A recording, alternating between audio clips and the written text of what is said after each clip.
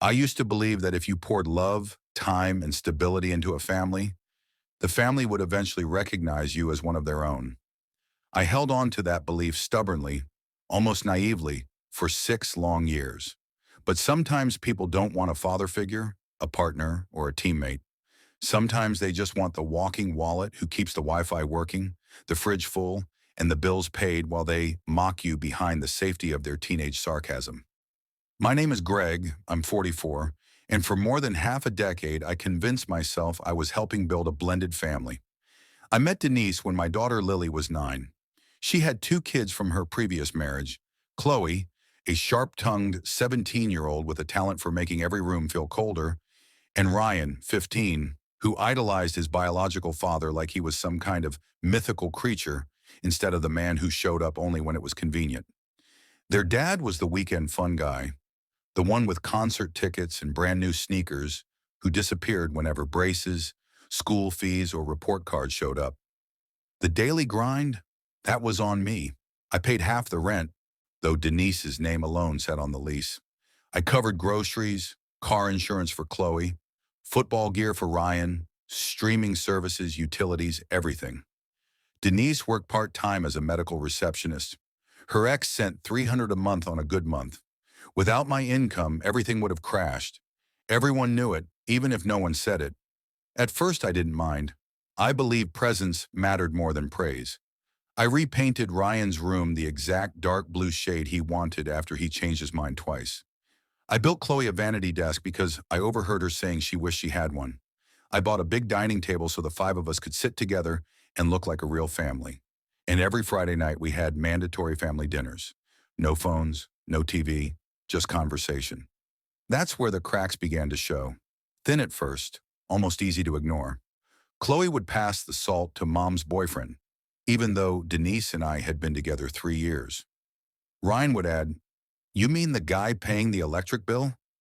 Denise would mutter, "Kids, stop," but she never corrected them, never defended me, and I kept pretending it didn't hurt. I told myself they'd grow out of it. I wanted to be the understanding stepdad, but the comments got sharper, meaner.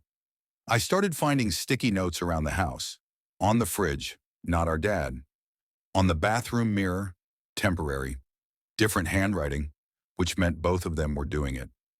My daughter Lily, gentle and quiet, started withdrawing. One evening, I found her sitting alone with her dinner untouched. When I asked what was wrong, she finally whispered, "Chloe said this isn't my real home.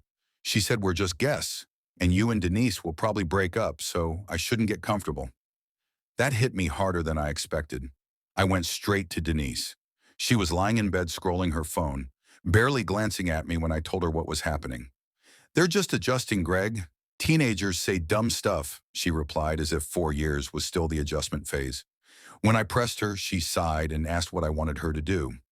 Ground them over jokes, except they weren't jokes. They were daggers. She promised she'd talk to them. Maybe she did. Maybe she didn't. But things quieted down for a while, just enough for me to hope. And then came the dinner that broke everything, a cold Sunday evening in late October.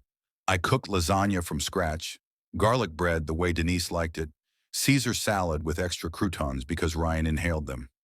We sat down, and I mentioned how proud I was of Ryan for getting his driver's license. I'd spent hours with him practicing. He looked up and shrugged.